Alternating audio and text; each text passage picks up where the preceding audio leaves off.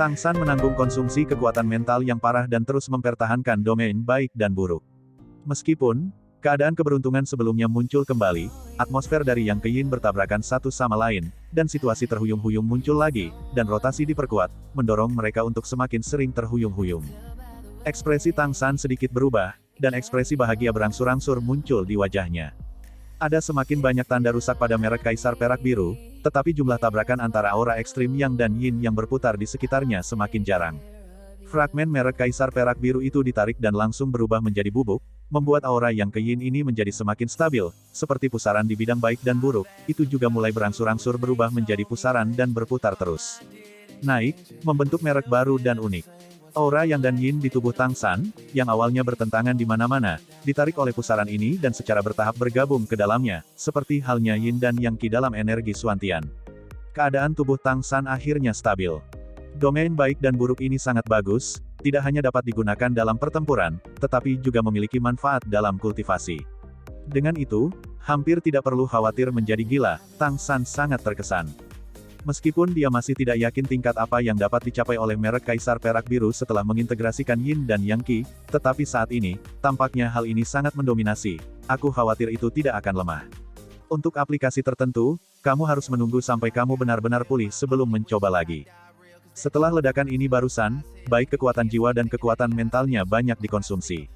Setelah Tang San memastikan bahwa tubuh internalnya stabil, dia segera mulai berkultivasi dan bermeditasi. Di malam hari, dia bangun dari meditasi, dan kondisinya pada dasarnya telah pulih. Dia menatap ke dalam, merek Kaisar Perak Biru Yin yang masih berputar di kejauhan, dan tampaknya menyerap atribut Yin yang di udara untuk mempertahankan dirinya sendiri, dan tidak ada tanda-tanda melemah. Ketika keadaan dipulihkan, Tang San akan mencobanya untuk melihat efek apa yang dimiliki merek baru ini. Untuk menghindari bahaya yang tidak perlu, dia masih membuka domain polaritas baik dan buruknya sendiri terlebih dahulu, dan kemudian menyuntikkan kekuatan spiritualnya ke dalam merek Kaisar Perak Biru. Tidak masalah jika gerakan ini, dalam sekejap, merek Kaisar Perak Biru Yin dan Yang membengkak tiba-tiba, dan dua Qi Yin dan Yang menyebar, langsung memenuhi seluruh ruang. Di lapangan Ancestral Court yang besar, platform kompetisi akhirnya dibangun. Di sekitar lapangan pengadilan leluhur, ada istana Gunung Suci milik Kaisar. Ini adalah area inti, dan ada 6 istana kekaisaran di dekatnya. Semua kompetisi dalam Zooting Classic Turnamen adalah sistem eliminasi, artinya kontestan hanya memiliki satu kesempatan, dan jika kalah maka kompetisi akan berakhir. Bahkan jika kamu kuat, kamu hanya bisa menyalahkan diri sendiri atas nasib buruk jika kamu bertemu lawan yang kuat dan tersingkir di babak pertama. Hari ini adalah hari pertama kompetisi, yang terpenting pada hari ini bukanlah lombanya, melainkan upacara pengundiannya. Lawan macam apa yang ditarik dan di posisi apa mereka, semuanya terkait dengan apakah mereka bisa mendapatkan peringkat yang bagus nantinya. Dalam sejarah klasik pengadilan leluhur, ada banyak kasus di mana banyak pemain kuat telah ditarik dari grup yang sama dan kemudian berkompetisi dengan sengit. Secara khusus Zooting Classic ini juga menambahkan sistem kompetisi ganda yang merupakan pertama kalinya dalam sejarah, sehingga tiket tribun di sekitar Zooting Square sudah lama ludes terjual. Alun-alun besar dapat menampung lebih dari 1,5 juta orang leluhur untuk menonton pertandingan. Adapun hal-hal seperti ketertiban, itu tidak pernah menjadi masalah di istana leluhur dengan paksaan kaisar, tidak ada yang berani melanggar perintah di istana leluhur. Pagi-pagi sekali, orang-orang memasuki stadion satu demi satu dan menunggu pertandingan dimulai di tribun sekitar. Di sisi paling utara adalah kursi VIP, yang hanya dapat diakses oleh bangsawan besar seperti patriark dari berbagai kelompok etnis. Adapun kaisar, mereka tidak akan datang ke tempat kejadian sama sekali. Jika mereka ingin menonton pertandingan, mereka hanya perlu menggesek dengan akal ilahi mereka dan mereka dapat menontonnya secara alami. Pada saat ini, para kontestan berbaris untuk memasuki lapangan dari pintu masuk kantor pendaftaran dan pengundian. Pertama datang dulu, lalu nanti, itu acak-acakan. Kompetisi individu dan kompetisi ganda diadakan secara terpisah, yaitu kompetisi individu diadakan pada hari pertama dan kompetisi ganda diadakan pada hari kedua. Jadi hari ini hanya upacara pengundian untuk kompetisi individu, dan kompetisi ganda tidak akan diundi sampai kompetisi resmi besok. Tang San datang sangat awal hari ini, dia dan kucing besar Liger Sword Sein datang untuk menggambar. Secara umum, semakin banyak dua orang menarik undian bersama, semakin kecil kemungkinan mereka akan ditarik ke grup yang sama. Lebih dari 300 orang dibagi menjadi 16 grup, setiap grup memiliki sekitar 20 orang, dan pada akhirnya, hanya satu orang yang dapat memenuhi syarat untuk setiap grup. Artinya, Para kontestan harus menghilangkan semua orang lain dalam grup untuk lolos dari grup ini. Oleh karena itu, hal terakhir yang ingin dilihat Tang San dan kucing besar adalah bahwa mereka digambar dalam kelompok yang sama. Tentu saja, ini bukan masalah besar bagi Tang San, alasannya sangat sederhana, ia memiliki keberuntungan perubahan Tianhu. Bidang baik dan buruk juga memiliki kemampuan untuk mengendalikan keberuntungan. Tang San dan kucing besar sudah mengambil undian. Tang San berada di grup ketiga dan kucing besar di grup keenam. Keduanya benar-benar tidak menang satu grup. Jika mereka semua bisa masuk 16 teratas, mereka harus menggambar ulang banyak, jadi tidak perlu terburu-buru. Setelah dia menarik banyak, Tang San menunggu di pintu masuk, menunggu Mei Gongzi tiba. Dia tidak bisa langsung menghubungi Mei Gongzi sekarang, jadi masalah ini harus diselesaikan, kalau tidak, bagaimana kita bisa menarik undian bersama besok. Tanpa menunggu terlalu lama, mata Tang San berbinar, dan dia melihat Mei Gongzi berbaju putih panjang itu mendekat. Dia sangat cantik dan memiliki penampilan manusia, yang telah menarik perhatian banyak kontestan. Tapi Mei Gongzi tampaknya tidak menyadari tatapan ini, dan selalu mempertahankan ekspresi dingin. Tang San berjalan langsung menuju Mei Gongzi, yang sudah melihatnya. Tang San mendatanginya dan berbisik, "Ini untukmu." Saat dia mengatakan itu, dia menyerahkan komunikator kecil yang dia buat untuk Mei Gongzi. Saat kedua telapak tangan bersentuhan, kekuatan keberuntungan diam-diam disuntikkan ke Mei Gongzi oleh Tang San. Menggunakan kekuatan mentalmu untuk mengaktifkan komunikator, kamu dapat menghubungiku. Lebih mudah bagi kami untuk berhubungan nanti, dan kamu dapat menemukanku kapan saja jika kamu memiliki sesuatu, kata Tang San lembut. Setelah berbicara, dia berjalan keluar. Ini bukan tempat untuk percakapan. Mei Gongzi melihat benda kecil di tangannya, dan itu bisa dilihat dari bentuknya yang tergantung di telinganya. Dia menoleh dan melirik ke arah Tang San pergi. Orang ini benar-benar bijaksana. Bisakah kamu mendengarnya? Dia memakai komunikator kecil, menyuntikkan kekuatan mentalnya ke dalamnya, dan bertanya dengan lembut. Aku bisa mendengarnya. Suara Tang San datang. Kamu masuk kelompok yang mana? Mei Gongzi bertanya. Tang San berkata, aku di kelompok ketiga, kucing besar di kelompok keenam. Selama kamu tidak berada dalam dua kelompok ini, kamu akan baik-baik saja. Kamu tidak boleh ditarik dalam kelompok yang sama. Petik 2. Yah, aku akan memberitahumu tentang grupku nanti. Tidak butuh waktu lama, undian untuk Mei Gongzi telah berakhir, dan keberuntungan transformasi Tianhu masih memiliki efek yang cukup bagus, dan Mei Gongzi ditarik ke kelompok ke-9. 369, ini adalah mereka bertiga dalam sistem kompetisi individu. Para pemain di setiap grup memiliki nomor sendiri. Misalnya, jika Tang San adalah nomor 6 dalam grup ketiga, maka lawannya hari ini adalah nomor 5 dalam kelompok ketiga. Setelah pengundian selesai, langkah selanjutnya adalah memulai permainan secara langsung. Setelah setengah dari kontestan tersingkir dalam kompetisi hari ini, di babak berikutnya, kontestan bernomor yang tersisa di grup yang sama akan bersaing secara berurutan sampai hanya ada orang terakhir yang tersisa di grup itu.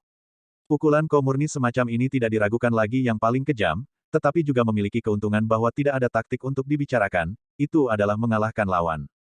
Para kontestan tampil di 3 panggung kompetisi besar dengan diameter 200 meter, ada pemain di panggung pada saat yang sama, mereka adalah 6 pemain teratas pada undian grup pertama. Kelompok 1 melawan kelompok 2 orang, kelompok 3 orang melawan kelompok 4 orang, dan kelompok 5 orang melawan kelompok 6 orang. Hal yang sama berlaku untuk game-game berikutnya. Hari ini adalah babak knockout pertama, dan waktu permainan pasti akan menjadi yang terlama, karena ada lebih dari 100 pertandingan yang akan dimainkan.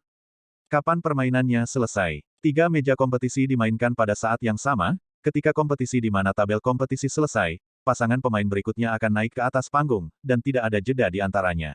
Aturan permainannya sangat sederhana, yaitu tidak ada aturan, kamu dapat menggunakan senjata apapun, dan jika kamu memiliki artefak, itu adalah kemampuanmu. Salah satu pihak mengakui kalah, mati, atau jatuh dari meja untuk dihitung sebagai kalah dalam permainan. Permainan benua peri sangat sederhana, menghemat waktu paling banyak. Pada saat ini, 6 kontestan di grup pertama telah naik panggung, tidak ada dari mereka yang berasal dari klan yang sama, tetapi ada semua jenis klan, tetapi mereka pasti klan yang kuat. Setiap meja kompetisi memiliki praktisi tingkat dewa sebagai wasit. Tentu saja, sebagian besar waktu, wasit hanya bertanggung jawab untuk mengumumkan dimulainya permainan dan pemenang permainan. Percikan bertabrakan di game pertama. Mereka yang berani berpartisipasi dalam kompetisi pada dasarnya adalah praktisi dengan basis kultivasi tingkat 9 dan garis keturunan tingkat ketiga atau lebih tinggi. Sejak awal, ada aura yang kuat.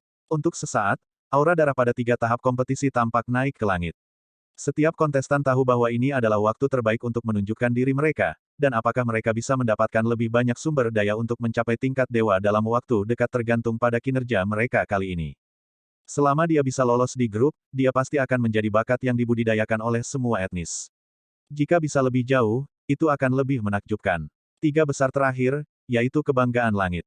Tang San ada di sudut ruang tunggu, dan kucing besar itu ada di sana. Agar tidak membiarkan dirinya ditunjuk oleh kontestan lain, kucing besar yang kekar itu mengenakan jubah besar. Tang San berdiri di samping kucing besar itu, pada dasarnya terhalang oleh tubuhnya, sehingga sulit untuk menarik perhatian. Dari sudut pandang mereka, yang mereka lihat adalah permainan di panggung satu. 2 kontestan di panggung satu berasal dari 2 populasi yang sangat kuat. Yang di sebelah kiri adalah pria kuat dari klan Monster Phoenix, dan pemain pria di sebelah kanan adalah pria kuat dari klan Ruijin, monster roh dari kerajaan Richen, penguasa elemen emas, level kedua garis keturunan. Seharusnya tidak ada ketegangan dalam hasil pertandingan ini. Atribut keduanya terlalu jelas, bisik kucing besar itu. Semua orang tahu bahwa api mengalahkan emas, belum lagi klan iblis Phoenix bukan hanya atribut api, tetapi juga garis keturunan tingkat pertama, dan klan Ruijin adalah garis keturunan tingkat kedua. Dalam kasus basis budidaya yang sama di kedua sisi, atribut dan latar belakang menentukan banyak hal. Tentu saja, akan ada banyak perubahan di tempat, dan tidak ada yang bisa mengatakan bahwa mereka pasti akan menang, tetapi secara relatif, klan monster Feng Huang harus memiliki tingkat kemenangan yang jauh lebih tinggi. Mungkin tidak mudah untuk berani datang ke kompetisi, mari kita lihat, kata Tang San dengan suara rendah. Pada titik ini, pertempuran antara kedua belah pihak telah dimulai. Pria Ruijin itu agak mirip manusia dalam penampilan, tetapi anggota tubuhnya sangat ramping, kulitnya putih keperakan, dan matanya berwarna emas pucat. Satu-satunya hal yang harus ditakuti adalah atribut api. Praktisi klan monster Feng Huang di seberangnya tidak jauh berbeda dengan manusia dalam penampilan.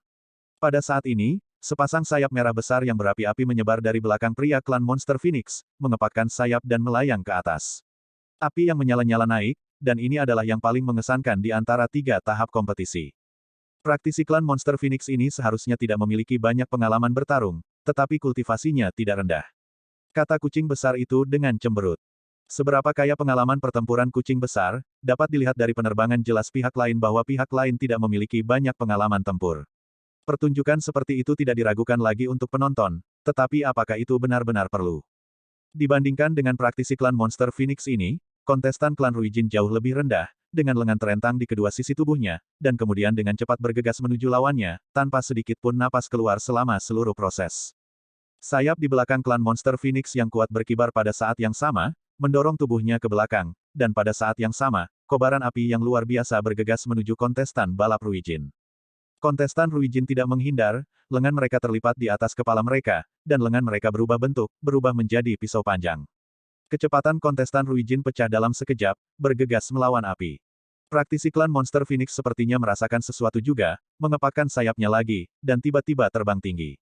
Dia pandai terbang, menurutnya, selama dia menjaga jarak yang baik dan membakar lawannya dengan api Phoenix, dia akan menang cepat atau lambat. Tapi benarkah demikian? Api yang ditembakkan oleh praktisi Feng Huang Monster Rache untuk pertama kalinya tiba-tiba terbelah ke kedua sisi, dan tubuh kontestan Ruijin Rache berubah menjadi pisau tajam dan melesat ke langit. Ya, tubuh kontestan Ruijin berubah menjadi pisau panjang di bawah penutup api, dan permukaan pedang putih perak juga memiliki cahaya merah redup, yang tidak dibakar oleh api Phoenix, tetapi dipenuhi dengan cahaya merah berdarah.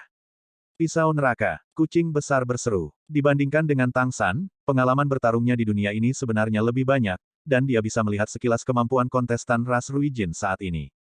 Kecepatan di mana pisau neraka meletus terlalu cepat, dan itu secara langsung memisahkan api Phoenix yang mengalir turun, dan hampir seketika tiba di depan praktisi klan Monster Phoenix.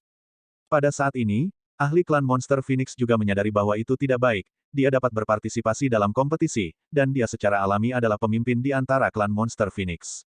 Dia terbang secara horizontal, dan pada saat yang sama sayap kanannya ditarik langsung ke sisi blade neraka. Pada saat yang sama, matanya tiba-tiba berubah menjadi merah keemasan, dan nyala api merah keemasan keluar dari mulutnya. Phoenix benar-benar api. Ini adalah nyala apinya yang paling kuat. Pisau neraka tidak menghindari api sejati Phoenix, tetapi mengenainya secara horizontal dan terus memotong. Puff 1. Api asli Phoenix jatuh di pisau neraka, dan itu langsung membakar lubang di pisau neraka. Tapi pisau neraka juga menebas dengan kejam di sayap kanan praktisi Phoenix Monster Rache. Pisau neraka itu ditampar dan terbang secara horizontal, menghindari api sejati Phoenix di belakang, tetapi pisau itu juga menebas klan Monster Phoenix dengan teriakan dan jatuh dari udara, mematahkan sebagian besar sayap kanannya. Sebagai ganti cedera, kontestan Ruijin ini bertekad, berpengalaman, dan kejam pada dirinya sendiri. Kata kucing besar dengan beberapa penghargaan. Tidak ada keraguan bahwa dalam hal warisan dan garis keturunan, kontestan Ruijin memang lebih rendah dari lawan mereka. Bahkan jika dia bisa menembus api Phoenix biasa dengan bantuan pisau neraka, dia tidak bisa melakukan apapun dalam menghadapi pengekangan kuat api asli Phoenix pada atributnya. Oleh karena itu, ketika Phoenix True Fire datang, dia lebih suka membiarkan dirinya dibakar keluar dari lubang, tetapi juga menimbulkan kerusakan berat pada lawannya. Phoenix yang tidak bisa terbang relatif lebih mudah untuk dihadapi. Kedua belah pihak mendarat pada saat yang bersamaan. Para kontestan Ruijin kembali ke penampilan aslinya, tetapi lengan kiri mereka telah berubah menjadi merah, dengan lubang besar di tengahnya. Tanpa ragu-ragu, dia menggunakan lengan kanannya untuk memotong dengan pisau, dan dia hanya memotong lengan kirinya untuk mencegah api asli Feng Huang menyebar di tubuhnya, dan kemudian dia bangkit lagi dan menjadi lebih kecil dari sebelumnya. Pisau neraka menebas klan monster Phoenix lagi. Dalam hal kekuatan secara keseluruhan, praktisi Phoenix Demon Clan jelas lebih kuat dari lawan mereka, tetapi pada saat ini, mereka terpaksa sedikit panik dengan gaya permainan lawan yang sengit, dan Phoenix Demon Clan, yang dengan panik memuntahkan api Phoenix yang sebenarnya, ingin secara paksa membakar lawan sampai mati. Namun, kali ini pedang neraka, yang masih ditebas dengan aura ganas, benar-benar menarik busur indah di udara, berbalik, dan kemudian terbang kembali ke tempat sebelumnya. Sejumlah besar api asli Phoenix membakar seluruh udara di atas platform kompetisi nomor 1 menjadi merah menyala, dan suara auman Phoenix bergema, yang spektakuler. Namun, di panggung kompetisi besar dengan diameter 200 meter ini, jarak yang dapat diserang dan ditutup oleh Phoenix True Fire terbatas. Phoenix True Fire yang baru saja dirilis oleh praktisi Phoenix Monster Rache tidak cukup untuk menutupi lawan, jadi secara alami itu tidak dapat memiliki efek yang diinginkan, dan itu hanya dapat menghabiskan energi dengan sia-sia. Praktisi klan Monster Phoenix juga harus membayar mahal untuk melepaskan api sejati Phoenix. Dalam kepanikan, praktisi klan Monster Phoenix ini menghabiskan terlalu banyak energi dalam satu gerakan. Siapapun dengan mata yang tajam dapat melihat bahwa dia diambil begitu saja oleh pihak lain dan sama sekali gagal menunjukkan kekuatannya yang sebenarnya. Meskipun tingkat kultivasi kontestan Ruijin tidak sebagus lawan, tetapi pengalaman bertarungnya kaya, sehingga lawan dengan pengalaman bertarung yang lebih sedikit tidak bisa berbuat apa-apa. Hell Knife dapat menembus api Phoenix biasa, tetapi Phoenix True Fire tidak dapat mengenai Hell Knife. Ia mengkonsumsi, dan pertandingan ini memakan waktu paling lama di babak pertama dari 3 pertandingan. Pada akhirnya, itu adalah praktisi klan Iblis Phoenix yang pingsan langsung di atas panggung karena pelepasan api Phoenix yang berlebihan. Kontestan Ruijin menang. Apakah ini masuk akal? Ada tubuh energi darah tetapi tidak berguna. Sejauh ini, praktisi klan besar ini benar-benar harus berjuang keras. Meskipun api Phoenix biasa akan terbelah, itu tidak berarti bahwa pedang neraka tidak dikonsumsi. Itu hanya membuat orang terdiam. Alih-alih aku, selama kamu menggunakan penjaga api nyata Phoenix pada saat yang paling kritis, dan kemudian menggunakan kelompok api untuk mengendalikan lapangan, kontestan ras Ruijin akan menyerah atau menjadi halus, tidak ada kemungkinan lain. Kucing besar berkata dengan jijik. Tang San tersenyum dan berkata, bagaimanapun, pewaris klan yang kuat ini berbeda darimu. Mereka belum mengalami pelatihan nyata, dan tidak peduli seberapa kuat mereka tidak dapat benar-benar menunjukkan kekuatan mereka. Pengadilan leluhur mengadakan kompetisi elit, seharusnya membantu mereka meningkatkan aspek-aspek ini. Kucing besar berkata, jika semuanya pada level ini, maka aku benar-benar memiliki kepercayaan diri untuk mencapai 3 besar. Tang San berkata, jangan gegabah, pasti ada praktisi yang nyata. Mari kita lihat. Mungkin Tang San beruntung, atau mungkin itu ramalan, pertandingan berikutnya di panggung nomor 1 segera membuat ekspresi mereka khusyuk. 10 detik. Game berikutnya juga merupakan game grup pertama, dan game ini berakhir dalam 10 detik. Pemenangnya adalah naga yang kuat, dan para penonton bahkan tidak melihat iblis naga seperti apa dia, dan permainan berakhir. Itu adalah penghancuran kekuatan murni. Dia mulai mengumpulkan kekuatan dari saat dia naik ke atas panggung, dan ketika wasit mengumumkan dimulainya permainan, dia melemparkan pukulan dan bahkan membuat pukulan. Lawan bahkan tidak memiliki kesempatan untuk menghindar, dan dilempar keluar dari panggung, dan permainan berakhir. 10 detik menghitung waktu mereka di atas panggung. Klan Naga, Tang San benar-benar jarang menghadapi klan ini setelah datang ke dunia ini. Praktisi naga Rache ini tidak terlihat sangat tinggi, hanya lebih dari 2 meter, tetapi ketika kekuatannya meledak, momentum mengerikan seperti gunung dan tsunami benar-benar mengejutkan penonton. Kaisar Iblis Kristal adalah klan naga, tetapi ketika menghadapi Tang San, semua kemampuan yang dia tunjukkan disalin dari kemampuan praktisi lainnya, dan dia tidak menunjukkan karakteristik klan naga. Klan naga macam apa itu? Klan naga tidak terlihat sebesar klan beruang. Tanya Tang San curiga sambil menatap kucing besar di sampingnya.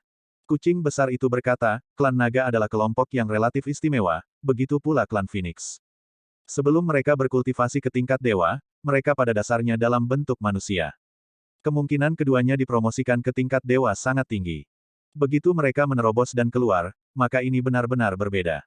Mereka akan memiliki dua bentuk, naga dan manusia.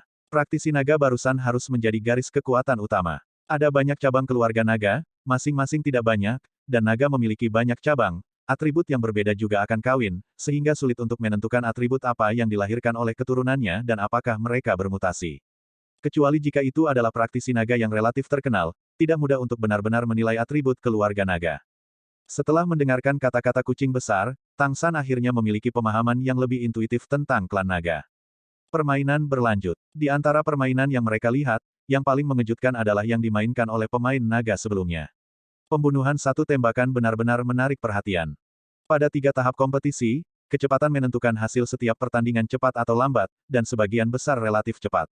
Bahkan jika mereka semua adalah praktisi peringkat 9, kekuatan mereka akan bervariasi karena spesies yang berbeda dan atribut yang berbeda. Nokutnya seperti itu, ketika kamu menggambar lawan yang kuat, kemungkinan kamu telah kalah dalam permainan tanpa memiliki kesempatan untuk melawan. Tapi seiring berjalannya permainan, jarak antara kekuatan lawan akan menjadi semakin kecil. Bagaimanapun, mereka semua telah menang sepenuhnya, dan jika mereka benar-benar dapat mencapai akhir, bahkan jika ada unsur keberuntungan tertentu, mereka kekuatan benar-benar tidak lemah. Semua permainan di grup pertama selesai hanya dalam waktu setengah jam, dan grup kedua dimainkan. Sekelompok lebih dari 20 pemain, jika itu adalah angka ganjil, akan mendapat akhir, selusin permainan, dan 3 meja kompetisi pada saat yang sama, yaitu 4 atau 5 putaran. Jika semuanya selesai dalam 10 detik, itu bahkan lebih cepat. Kelompok kedua datang, dan pertempuran itu sama sengitnya. Tang San dengan hati-hati mengamati semua permainan yang bisa dilihatnya ke arahnya. Ini adalah kesempatan terbaik baginya untuk memahami kemampuan populasi kuat di benua peri, yang juga merupakan alasan penting mengapa dia memutuskan untuk datang ke kompetisi dengan kucing besar sebelum kedatangan putra yang cantik. Mengamati situasi monster dan roh dan mengenal lawan lebih baik akan sangat membantu di masa depan. Kali ini, dia datang ke istana leluhur, dan memahami semuanya di sini adalah salah satu tugas penting. Bukan tugas yang mudah untuk menemukan cara bagi umat manusia untuk bertahan hidup di bawah penindasan dua populasi yang kuat ini. Kucing besar juga menganggapnya serius. Dari sini, dapat dilihat bahwa dia memiliki banyak pengalaman. Ketika dia sepenuhnya memahami lawan, dia hanya bisa menang ketika menghadapi lawan, dan dia tidak akan pernah mempengaruhi kekuatannya sendiri karena kesombongan. Grup kedua bermain sedikit lebih lambat dari grup pertama, dan ketika waktu permainan secara keseluruhan mencapai lebih dari 1 jam, grup ketiga akhirnya naik ke panggung. Tang San, sebagai nomor 6 di grup ketiga, menjadi kontestan di babak ketiga grup ketiga. Ayo, kucing besar itu menepuk pundaknya. Tang San tersenyum dan mengangguk, jangan khawatir, aku pasti akan menunggumu di final.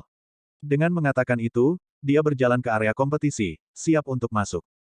Ada lorong dari ruang tunggu ke area kompetisi, yang mengarah langsung ke 3 meja kompetisi. Para kontestan menunggu di ujung lorong. Ketika meja kompetisi kosong, mereka akan pergi ke meja kompetisi untuk kompetisi. Ketika Tang San berjalan ke lorong, masih ada beberapa kontestan yang menunggu kompetisi. Grup ketiga baru saja muncul di grup pertama, dan sisanya secara alami adalah pemain grup ketiga, lawan dihadapi dalam kompetisi individu. Mereka yang tersingkir tidak dihitung, selama mereka tetap, mereka akan saling berhadapan cepat atau lambat. Tang San mengenakan jubah dengan tudung, pada dasarnya menutupi seluruh tubuhnya, dan dengan topeng di wajahnya, sulit untuk melihat penampilannya, dan bahkan spesiesnya pun sulit dibedakan. Pada saat ini, selain Tang San, ada 3 kontestan lain di lorong. Yang paling menonjol dari mereka adalah iblis gajah yang tinggi. Tingginya 7 meter dan memiliki sosok yang sangat agung. Dengan hidung panjang dan sepasang mata besar terkulai, telinga, berdiri di sana seperti bukit, otot-otot seluruh tubuh menonjol, penuh kekuatan. Tang San dulunya memiliki merek Elephant Monster, dan dia akrab dengan keluarga target, yang di depannya jelas bukan monster gajah biasa. Iblis gajah biasa hanya memiliki garis keturunan tingkat ketiga, dan bahkan yang lebih lemah memiliki garis keturunan tingkat keempat. Dan monster gajah ini memiliki 3 gading yang menonjol di setiap sisi mulutnya, kulitnya coklat, dan rambutnya berwarna emas gelap. Mammoth. Kontestan ini adalah powerhouse dari klan Mammoth. Peringkat ke-7 di antara Great Demon Kings adalah patriark dari Mammoth Clan, Golden Brilliant Mammoth Great Demon King. Oleh karena itu, kontestan di depannya tidak diragukan lagi adalah praktisi garis keturunan tingkat pertama yang sebenarnya. Iblis raksasa ini memiliki sikap yang tenang, hidungnya yang besar berkedut lembut, matanya sedikit menyipit, seolah-olah dia sedang memejamkan mata dan beristirahat, bahkan tidak melihat kontestan lain di sekitarnya. Dua kontestan lain di samping Mammoth jauh lebih rendah daripada Mammoth, tetapi yang satu tingginya 3 meter, dan yang lainnya lebih dari 2 meter. Mereka tidak memperhatikan Tang San yang datang di belakang, tetapi fokus pada monster raksasa itu. Jelas, mereka tidak ingin raksasa ini menjadi lawan mereka di pertandingan berikutnya. Berapa jumlah mammoth? Ini adalah pertanyaan yang mereka pikirkan di dalam hati mereka. Tetapi tidak peduli bagaimana kamu mengatakannya, selama kamu berada di kelompok yang sama, kamu harus menghadapinya cepat atau lambat. Terlihat dari wajah murung mereka yang menghadapi iblis raksasa ini, kecil kemungkinannya untuk menang. Tunggu saja dengan tenang dan diabaikan oleh lawan. Tang San berjalan diam-diam ke sekitar mereka, dalam pertandingan yang akan datang, lawannya seharusnya bukan Mammoth Demon. Ini dia yakini oleh keberuntungannya sendiri. Tentu saja, bahkan jika itu bukan apa-apa, masih ada ruang untuk merek garis keturunannya sendiri, dan jika lawannya benar-benar raksasa ini, itu bukan apa-apa. Adapun iblis raksasa ini, darahnya sangat cocok untuknya, lagi pula keluarga ini terkenal dengan tubuhnya yang kuat, mungkin akan sangat bermanfaat di masa depan. Terlebih lagi, kamu harus menghadapinya cepat atau lambat, dan itu juga akan banyak membantu untuk memperkuat visimu. Grup ketiga nomor 3 dan 4 memasuki kompetisi. Pada saat ini, suara staf datang. Mammoth tiba-tiba membuka matanya, dan ada cahaya kemasan samar di matanya, dan dua kontestan lainnya melihat pada saat yang sama, plat nomor di tangannya. Aku nomor 3, kata salah satu kontestan. Kontestan lain berkata tanpa ragu-ragu, aku nomor 4. Kedua kontestan saling memandang dan melihat kegembiraan di mata masing-masing. Ya, lawan mereka satu sama lain, bukan Mammoth yang perkasa. Tang San mau tidak mau menunjukkan ekspresi heran di wajahnya. Bagaimana dengan keberuntunganku? Mengapa lawanku raksasa ini? Aku beruntung. Tidak, tidak benar. Aku menggunakan bidang nasib baik dan nasib buruk sebelumnya. Ada nasib baik dan nasib buruk. Tampaknya ketika kamu meningkatkan keberuntunganmu, kamu dapat menggunakan bidang baik dan buruk untuk meningkatkan keberuntunganmu lebih tinggi, tetapi efek negatif juga mungkin terjadi. Sudut mulutnya berkedut, dia benar-benar belajar lebih banyak tentang kemampuan domainnya, tetapi pada saat yang sama dia mengerti, dia juga membayar harganya. Ini hanya pertandingan pertama, dan dia akan menghadapi praktisi garis keturunan tingkat pertama, dan dia masih keturunan Kaisar Iblis yang hidup. Ini bukan berita baik. Ada juga perbedaan antara garis keturunan tingkat pertama, jika itu adalah garis keturunan tingkat pertama yang diwarisi oleh Kaisar Iblis yang masih hidup, itu pasti akan lebih kuat daripada garis keturunan tingkat pertama yang tidak memiliki Kaisar. Ada Kaisar Iblis besar di atasnya, dan mereka akan mendapatkan banyak bantuan dalam hal sumber daya dan kekuatan garis keturunan. Pada saat ini, Tang San merasakan tatapan berapi-api menatapnya, dan ketika dia melihat ke atas, dia melihat bahwa monster raksasa yang jauh lebih tinggi darinya sedang mengawasinya. Apakah kamu nomor 6? Suaranya galak. Ya, mulut Tang San berkedut. Oke, aku nomor 5. Spesies apa kamu? Mammoth ini sepertinya tidak terlalu mendominasi seperti yang terlihat dari penampilannya, malah dia terlihat sedikit naif. Manusia, ada perlombaan yang akan datang, tidak ada yang disembunyikan. Manusia. Setelah mendengar kata-kata Tang San, iblis raksasa itu tidak hanya tidak menunjukkan penghinaan atau penghinaan, tetapi juga memandangnya dengan penuh minat, kamu sebenarnya manusia. Jika manusia juga dapat berpartisipasi dalam kompetisi, maka kamu harus berbahagialah. Jadilah kuat, bersabarlah nanti. Kali ini giliran Tang San yang terkejut. Melihat monster raksasa di depannya, reaksi pertamanya adalah bahwa monster raksasa ini jelas bukan makhluk yang berpikiran sederhana. Berkembang dengan baik, jika tidak pihak lain tidak akan terkejut, mampu mengatakan hal seperti itu. Sama-sama, Tang San berkata dengan tenang, tidak berniat untuk terus berkomunikasi dengan iblis raksasa itu. Nomor 5 di grup ketiga dan nomor 6 di grup ketiga akan muncul di kompetisi. Pada saat ini, suara staf datang lagi. Monster Mammon itu tersenyum naif, menggelengkan hidungnya yang besar, dan berkata, sekarang giliran kita, ayo pergi. Dia juga memberi isyarat, tolong, kepada Tang San.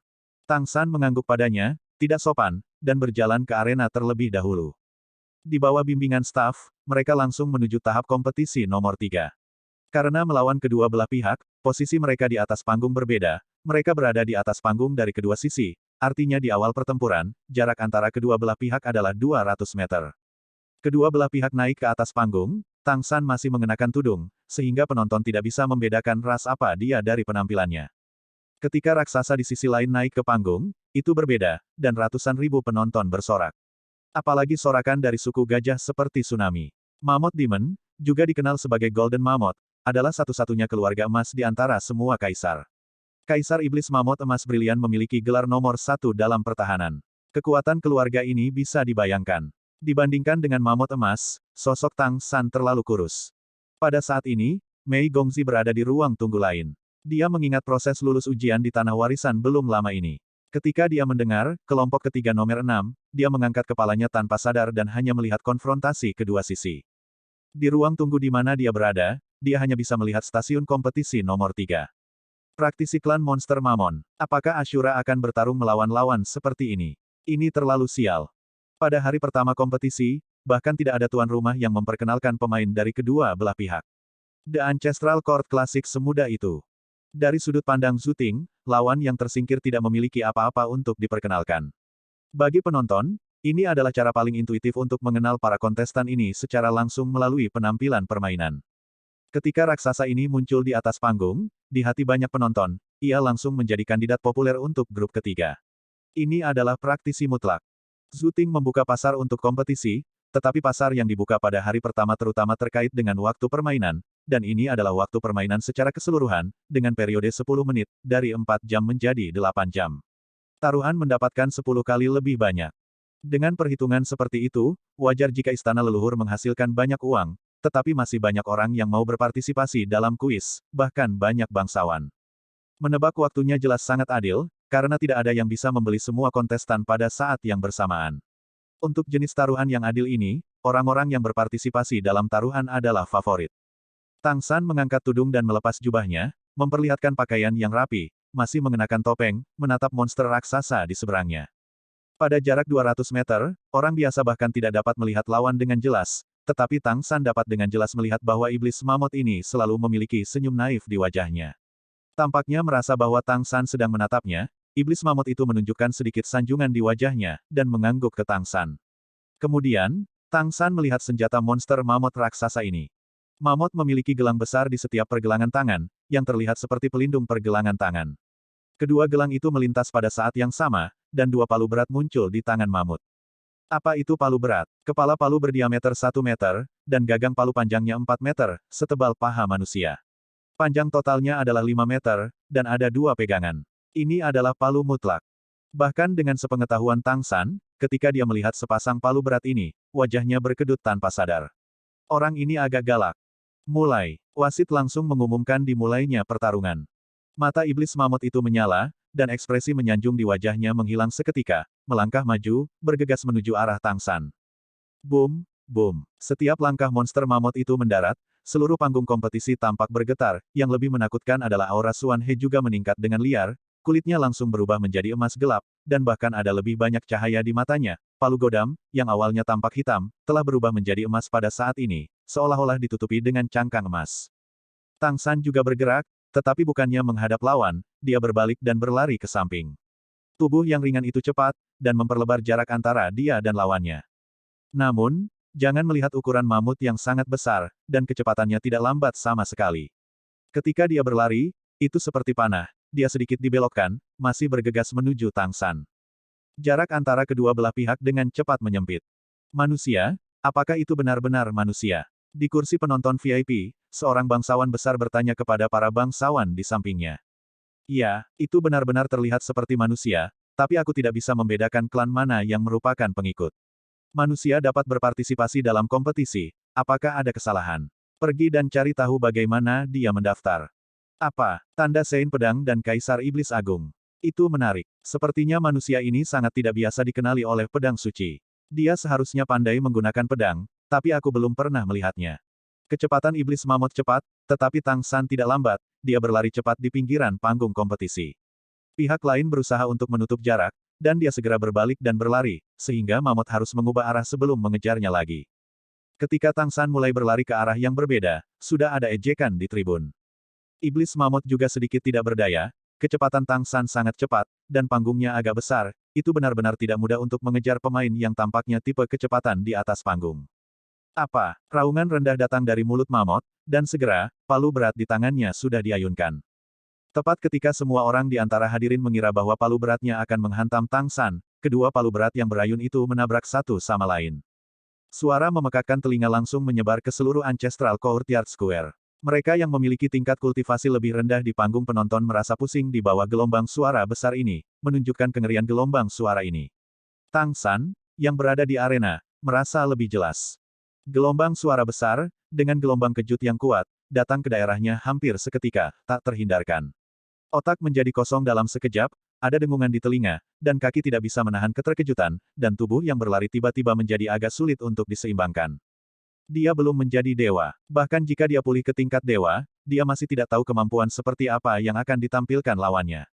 Serangan sonik yang menakutkan ini benar-benar membuatnya sedikit menderita. Semua terguncang sedikit dengan sendirinya. Namun meski begitu, hanya butuh 1 detik untuk memulihkan sebagian besar inderanya. Dan iblis mamut itu memanfaatkan waktu yang singkat ini dan berlari ke suatu tempat yang jaraknya kurang dari 20 meter darinya. Monster mamut yang sangat kuat ini tiba-tiba melompat tinggi, dan ketika mencapai titik tertinggi, bayangan tubuhnya bahkan menyelimuti Tang San. Sepasang palu raksasa menghantam langsung ke arah Tang San seperti awan gelap menutupi bagian atasnya. Pemboman palu ganda ini tidak kurang dari palu Sumeru besar yang meledak ketika Tang San mengaktifkan kesadarannya hari itu. Kengerian kekuatan ledakan ini layak menjadi praktisi garis keturunan tingkat pertama. Tang San mengerti sekarang, orang ini mengucapkan kata-kata yang paling lembut, tetapi melakukan hal yang paling brutal. Nafas pihak lain telah terkunci dengan kuat padanya, pada saat ini, tidak mungkin untuk melarikan diri secara langsung. Pada saat ini, di mata Tang San, 2 sinar cahaya ungu kemasan keluar dari mereka, itu adalah mata setan ungu. Kejutan spiritual. Mamut itu terpengaruh secara mental, dan hanya merasa bahwa lautan spiritualnya tampaknya dipukul dengan keras, dan otaknya menjadi kosong sesaat. Namun alasan mengapa mamut disebut pertahanan terkuat adalah karena pertahanan mereka tidak hanya fisik, tetapi juga pada tingkat spiritual, mereka juga memiliki pertahanan yang sangat kuat. Dalam sekejap, monster mamut pulih dari trans, dan palu masih menghantam Tang San. Satu-satunya perubahan dibandingkan sebelumnya adalah bahwa kekuatan mental yang awalnya terkunci pada Tang San dihamburkan oleh mata iblis ungu. Tang San tidak panik, jari-jari kakinya menyentuh tanah dengan ringan, tubuhnya dengan ringan melayang ke udara. Cahaya kemasan putih keluar darinya, itu adalah ganglion emas singa dan harimau. Alih-alih mundur, dia maju, dan tepat sebelum palu ganda jatuh, tubuhnya melompat melawan monster ganas dan mengebor melalui celah di antara palu ganda. Liger Jingang dengan paksa meremas jalan untuknya melalui celah, memungkinkan dia untuk menghindari bagian depan palu yang berat dan langsung menuju mamut. Sama seperti iblis mamut telah bermain sebelum pertandingan, mengapa Tang San tidak menunjukkan kelemahannya sebagai musuh, jadi dia tidak memiliki kemampuan untuk menghadapi lawannya secara langsung. Saat lawan meluncurkan serangan terkuat, seringkali saat kelemahan terungkap. Melewati sepasang palu, Tang San datang ke Mammoth Demon. Targetnya secara alami adalah tenggorokan lawan yang paling rentan. Tetapi pada saat ini, iblis mamut membuat gerakan tiba-tiba, dan otot-otot dada yang kuat menonjol keluar, menghalangi jalan Tang San ke atas. Dengan kata lain, serangan Tang San hanya bisa mendarat di dadanya, tetapi tidak bisa menyerang leher atau wajahnya. Gaya bertarung seperti itu benar-benar sesuatu yang Tang San hanya pernah lihat dalam hidupnya. Pada saat tidak ada ruang untuk dibebaskan, Tang San tidak ragu-ragu, dan langsung menamparkan dada iblis mamut itu dengan tangan kanannya. Puff! Dengan suara lembut, Tang San memanfaatkan situasi untuk bangkit kembali, mengambil keuntungan dari palu raksasa iblis mamut untuk memantul dari tanah, dan saat dia segera kembali ke pertahanan, dia melompat dari diagonal ke atas. Arahnya menghindari rebound dengan bantuan smashing ground. Double hammer yang memukul balik kemudian. Apa yang dilihat penonton adalah bahwa Tang San dengan cekatan menghindari palu ganda, bertabrakan dengan monster mamut, dan kemudian tubuhnya memantul ke kejauhan, dan tubuh kuat monster mamut yang menyerang di udara juga jatuh ke tanah, dan kedua belah pihak berpisah. Apakah ini menggelitik? Hahaha, manusia yang lemah ini bahkan tidak memiliki senjata, apa gunanya menyerang? Semua jenis suara berisik terdengar di antara penonton, tetapi pihak lawan tidak melihatnya seperti itu. Apa yang terjadi di atas panggung terlihat sederhana, tetapi dari serangan sonik dari sepasang palu, pertempuran antara kedua belah pihak benar-benar terjadi. Monster mamut menciptakan peluang serangan untuk dirinya sendiri dengan kejutan sonik, tetapi Tang San memperoleh waktu penyangga untuk dirinya sendiri dengan kejutan spiritual dari murid iblis ungu, dan menggunakan Liger Jingang untuk mengambil inisiatif untuk memotong secara paksa, hanya untuk memukul lawan. Perawakan kekar monster mamut itu adalah dukungan terbesarnya, tetapi dia juga kurang fleksibel karena perawakannya yang besar. Tang Sanlah yang menangkap kelemahan lawan sehingga dia bisa memukul dengan satu pukulan. Dengan kekuatan fisik Tang San, dia secara alami tidak berani membiarkan palu berat lawannya mengenainya, dan dia tidak memiliki senjata di tangannya, itu untuk menghindari mempengaruhi fleksibilitasnya. Tapi, hanya dengan tangannya, bisakah serangan Tang San mudah dilawan? Perasaan mamut adalah yang paling dalam. Telapak tangan Tang San yang tampaknya ringan dicap di otot dadanya yang kuat. Awalnya, menurutnya, serangan ini tidak berbeda dengan menggaruknya. Bahkan jika lawannya adalah praktisi yang baru saja memasuki level Raja Iblis, selama dia tidak terlalu pandai menyerang, atau memegang artefak, sangat sulit untuk melukainya, belum lagi lawannya hanya manusia kecil. Namun, ketika Tang San bangkit kembali, dia juga mendarat, tepat saat dia akan melanjutkan serangannya, dia merasa ada yang tidak beres. Di dada, jantung yang kuat dan kuat tiba-tiba berdetak kencang pada saat itu, dan segera, Mamut merasakan jantungnya menegang. Jantung adalah pusat inti pemompaan darah, dan panas dan dinginnya jantung muncul hampir bersamaan. Serangan di jantungnya secara langsung mempengaruhi operasi kekuatan darah di seluruh tubuhnya, dimanapun dia bisa mengejarnya, dia langsung jatuh ke tanah. Tepat ketika jantungnya pecah, menyerang tubuhnya dengan aneh. Kemudian panas yang berapi-api dan kekuatan darah di dalam tubuh, terutama rasa sakit yang terus-menerus di jantung, tiba-tiba membuat wajahnya pucat, dan warna emas gelap di permukaan kulit juga banyak meredup. Bagaimana mungkin? Bagaimana ini bisa terjadi? Bagaimana manusia ini melakukannya? Mata mamut itu penuh kejutan. Dan Tang San juga mengamati perubahan monster mamut saat ini, melihat perubahan di wajah lawan, auranya langsung memudar, dia tahu bahwa dia telah berhasil. Apakah telapak tangan yang tampak halus itu mudah diblokir? Telapak tangan itu bisa dikatakan memadatkan kekuatan Tang San. Di telapak tangan itu, ada juga 3 kemampuan garis keturunan Tang San, transformasi merak, transformasi liger, dan kaisar perak biru.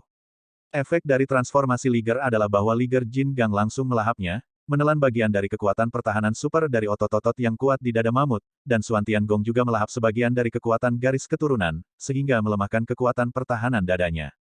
Kemudian memanfaatkan kesempatan ini, kekuatan ruang yang ditransformasikan oleh merak terwujud, menyuntikkan kekuatan serangan Tang San berikutnya langsung ke dada monster mamut dengan berteleportasi melalui ruang angkasa. Adapun Kaisar Perak Biru, ia melepaskan aura Kaisar Perak Biru dari 2 yang surgawi dan yin bumi yang telah diserap sebelumnya. Sekarang Kaisar Perak Biru Tang San tidak lagi berbentuk, merek Kaisar Perak Biru digantikan oleh 2 Qi Yin dan yang ini, tetapi ada juga napas Kaisar Perak Biru sebagai lem, agar tetap stabil. Ketika Tang San merangsang merek Kaisar Perak, Yin dan Yang ini akan muncul dalam metode serangan Tang San. Oleh karena itu, pada saat itu, kekuatan ruang ditransmisikan ke dalam 2 Qi Yin dan Yang ini. Iblis Mamut tidak memiliki sarana sebanyak Tang San, dan bisa menggunakan keberuntungan dan Kaisar Perak Biru untuk secara paksa menyeimbangkan 2 Yin dan Yang Qi, sehingga 2 aura yang terkuat dan Yin terlembut mengamuk di hati Iblis Mamut.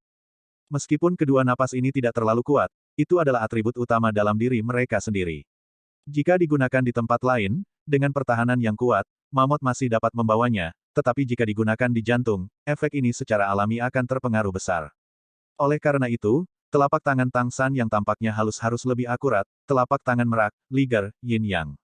Sederhananya, itu adalah telapak tangan 3 transformasi, 1 telapak tangan dan 3 transisi. Tang San awalnya hanya memahami energi ganda yin yang ini, dan kekuatan mereknya sendiri tidak terlalu kuat. Namun, ketiga kekuatan garis keturunan ini benar-benar, kekuatan garis keturunan tingkat pertama yang sebenarnya. Pertahanan iblis mamut memang sangat kuat. Jika itu adalah klan iblis biasa, jika dia mendapatkan telapak tangan Tang San, itu tidak perlu menambahkan yin dan yang 2 Qi, hanya diserang oleh kekuatan mendominasi singa dan harimau Jin Gang, juga pasti akan mati. Tang San tidak memanfaatkan situasi untuk mengejarnya, telapak tangannya barusan membebaninya, karena yin dan yang Qi sebagian keluar, ada masalah jangka pendek dalam keseimbangan, dia harus menenangkan yin dan yang Qi. Pertempuran hari ini tidak bisa lagi dengan mudah menggunakan yin dan yang 2 Qi. 2 Qi yin dan yang dia kumpulkan sebelumnya terbatas, meskipun dia sekarang telah mulai menyerap aura yin dan yang di udara melalui brandingnya, tidak banyak aura yang kuat dan yin yang lembut di langit dan bumi biasa. Mengingat situasinya saat ini, akan lebih baik untuk menggunakan ketiga telapak tangan ini sekali sehari. Namun, untuk pertempuran hari ini, telapak tangan ini pada dasarnya sudah cukup. Tang San meletakkan tangannya di belakang punggungnya, diam-diam menatap monster mamut di depannya. Dia juga ingin melihat apakah dia bisa terus bertarung dengan pertahanan mamut. Sial, sebuah palu berat jatuh, diikuti oleh yang lain. Monster mamut itu memegang jantungnya di kedua tangan, berlutut dengan satu lutut, dan terengah-engah. Cahaya keemasan gelap di permukaan kulit muncul, wajahnya pucat, dan keringat menetes dari dahinya. Perubahan mendadak ini tiba-tiba membungkam penonton. Monster mamut setinggi 7 meter itu jauh lebih tinggi dari Tang San bahkan jika berjongkok, tetapi pada saat ini, manusia kecil yang tidak mencolok dengan topeng di panggung kompetisi ada di mata semua penonton, sangat tidak terduga. Bagaimana mungkin? Bertatap muka membuat mamut kehilangan efektivitas tempurnya. Bukankah mamut kandidat yang populer untuk lolos? Pada saat ini, Tang San bergerak, dan dia berlari menuju iblis mamut. Iblis mamut itu juga merasakan kedatangannya, dan tanpa sadar membuka tangannya dan meraih Tang San, tetapi ada denyutan kuat lainnya di dadanya. Stimulasi yin dan yang qi membuat jantung mamut seperti dipelintir menjadi bola, dan kekuatannya tiba-tiba kosong. Tang San menginjak jejak hantu, melewati lengan tebal monster mamut itu, tepat di depannya, tangan kanannya sudah berada di dahinya, dan suara spiritual terdengar di telinganya, akui kekalahan. Aku merasakan telapak tangan yang mantap dan dingin di dahinya, iblis mamut itu mengangkat kepalanya dan menatap Tang San, jejak kengganan melintas di matanya, tetapi dengan cepat digantikan oleh rasa takut. Pihak lain dapat mengirimkan kekuatan ke jantungnya, tetapi tidak bisakah itu ditransmisikan ke otak? Jika kekuatan aneh memasuki otak, bukankah itu tak terhindarkan? Aku menyerah. Mamut menundukkan kepalanya dengan frustrasi. Kelompok ketiga nomor 6 menang. Wasit mengumumkan akhir permainan. Ini adalah hasil yang tidak diharapkan siapapun. Betapa luar biasa manusia yang lemah mengalahkan mamut yang kuat. Namun, semuanya ada di depan kita, kecuali jika mamut berpura-pura kalah dalam permainan dengan sengaja, jika tidak, kekuatan macam apa yang dimiliki manusia ini. Tang San sebenarnya tidak ingin mengalahkan lawannya begitu cepat, itu terlalu mencolok, tapi dia tidak bisa menahannya. Monster mamut ini pasti memiliki kekuatan untuk menantang praktisi tingkat Raja Iblis, dan pertahanan berkulit tebal lawan sangat kuat. Jika kamu ingin mengalahkan lawan, kamu harus menang secara mengejutkan, dan dia hanya memiliki satu kesempatan itu. Kecuali untuk merangsang kesadaran lagi, jika tidak, pada dasarnya tidak ada kemungkinan untuk menang. Antara membangkitkan kesadarannya dan menang dengan cepat, dia pasti akan memilih yang terakhir, setidaknya tidak ada yang bisa melihat kemampuan apa yang dia gunakan. Jangan bergerak, aku akan membantumu menyembuhkan, kata Tang San dengan suara yang dalam. Saat dia mengatakan itu, tangan kanannya bergerak dari dahi iblis mamut ke bahunya, dan seni Swantian di tubuhnya bekerja, dan merek Kaisar Perak Biru dan merek transformasi merak bekerja pada saat yang sama. Jika tidak seperti ini, tidak akan berhasil, tanpa merak berubah, ia tidak dapat mempengaruhi bagian dalam melalui tubuh orang lain. Yin dan Yang Qi yang berputar-putar di hati iblis mamut itu akhirnya ditarik langsung keluar dan kembali ke tubuh Tang San lagi. Ini bukan seberapa baik Tang San kepada monster, memperlakukan lawan-lawannya. Pertama, dia ingin memulihkan Yin dan Yang Qi-nya yang berharga, untuk mengembalikan kemampuan berubah dengan satu telapak tangan. Kedua, dia tidak ingin ada jejak untuk menghindari terdeteksi kemampuannya. Tanpa pengaruh Yin dan Yang, tubuh mamut kembali sehat dalam sekejap, jantung memompa darah dengan kuat, dan dia juga mendapatkan kembali kemampuan untuk bergerak. Selain sedikit lemah, tidak ada masalah besar. Bisakah kamu memberi tahuku kemampuan apa yang baru saja kamu gunakan? Mamut perlahan berdiri dan menarik palu gandanya. Tang San mengangkat bahu dan berkata, tidak ada komentar. Setelah berbicara, Tang San berbalik dan berjalan menuruni panggung. Telapak tangannya barusan tidak bisa dijelaskan sekarang, dan inilah yang dia pikirkan untuk sementara. Bagian paling kuat dari dirinya adalah dia memiliki berbagai garis keturunan, dan bagaimana menggunakan kekuatan garis keturunan ini secara komprehensif adalah prioritas utama untuk meningkatkan efektivitas tempurnya. Pada saat yang sama, dalam permainan, penonton yang kuat tidak dapat melihat petunjuknya, atau bahkan membiarkan lawan mengetahui apa yang terjadi. Ini perlu menutupi sebagian besar kebenaran, bagaimana hal itu dapat dijelaskan kepada iblis mamut. Iblis mamut itu melangkah untuk mengejar, dan senyum naif muncul di wajahnya lagi. Namaku Mao Wenwu, siapa namamu? Dia tidak memperkenalkan namanya sebelum pertandingan, dan sekarang dia kalah, dia pikir manusia ini memenuhi syarat untuk mengetahui namanya. Ashura, Tang San juga mengatakan nama identitas ini. Ada keributan di antara penonton, dan semua jenis ejekan datang satu demi satu. Pertempuran ini terlihat sangat aneh. Untuk sesaat, suara ratusan ribu orang di istana leluhur membuat seluruh alun-alun istana leluhur menjadi sangat bising. Melihat sosok Tang San pergi dengan cepat, ekspresi Mao Wenwu juga sedikit menarik. Awalnya dia ingin berpura-pura menjadi babi dan memakan harimau, tetapi dia tidak berharap untuk benar-benar menjadi babi.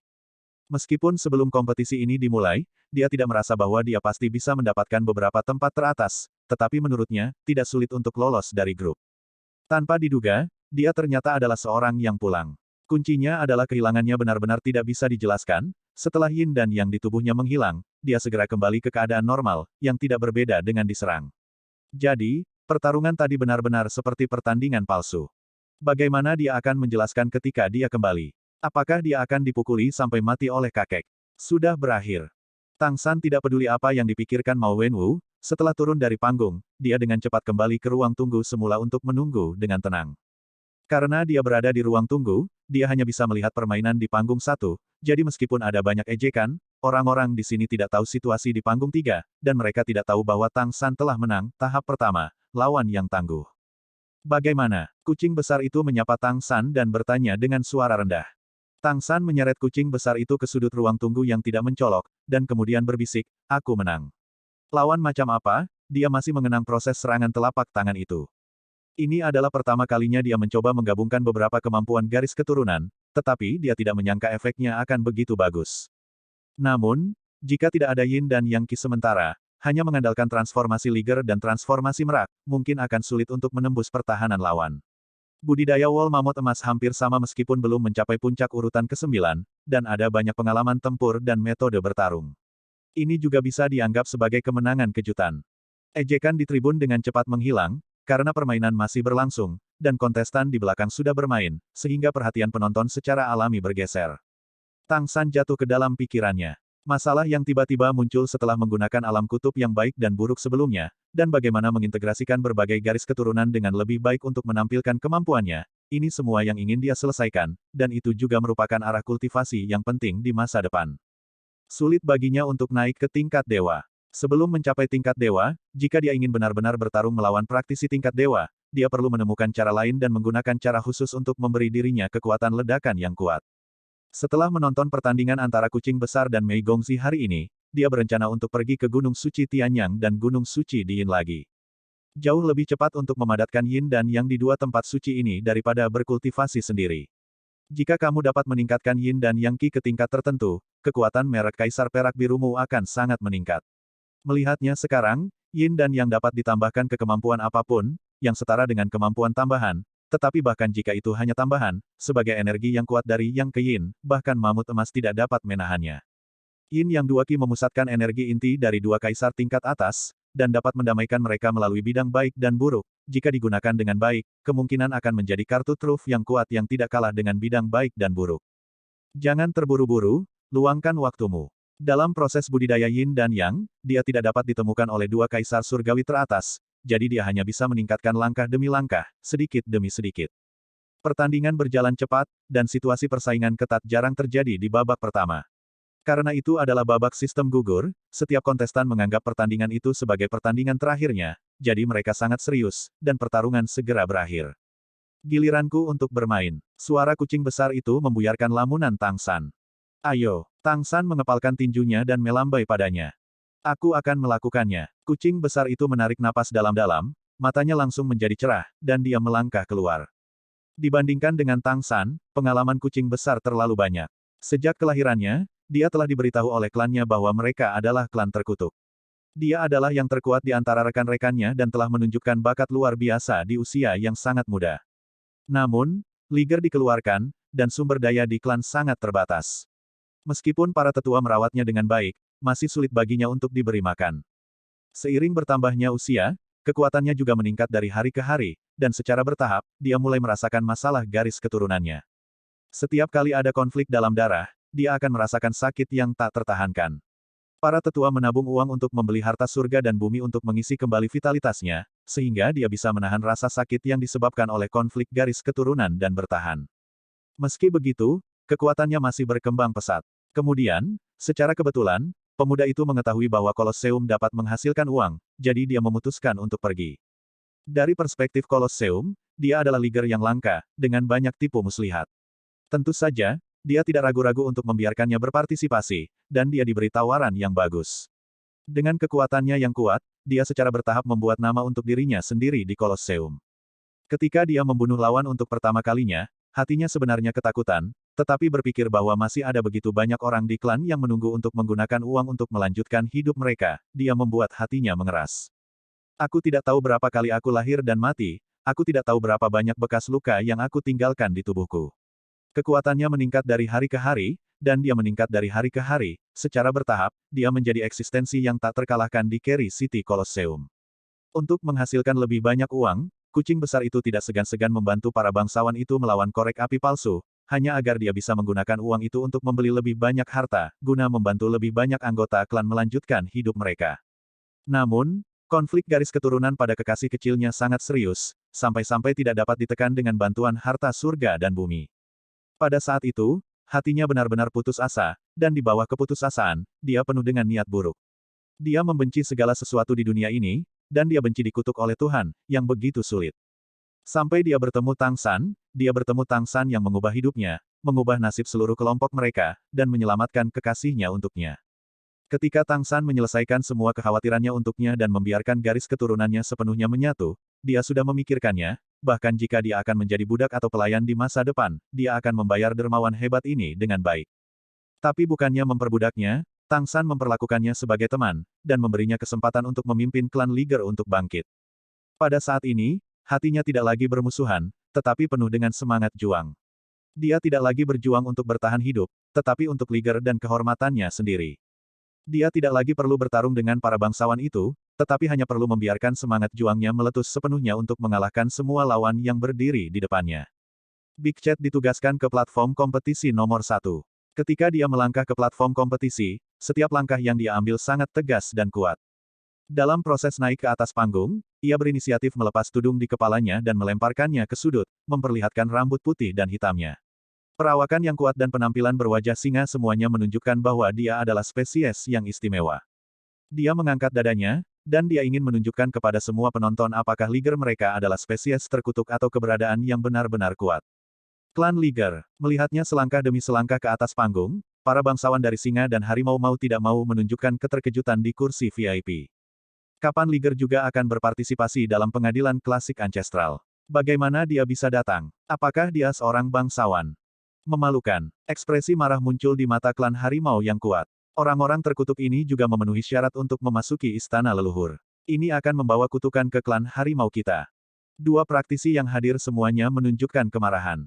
Namun, saat ini, kucing besar telah naik ke panggung, yang tidak mengubah fakta bahwa ia berpartisipasi dalam kompetisi. Pada saat ini, lawan kucing besar juga naik ke atas panggung.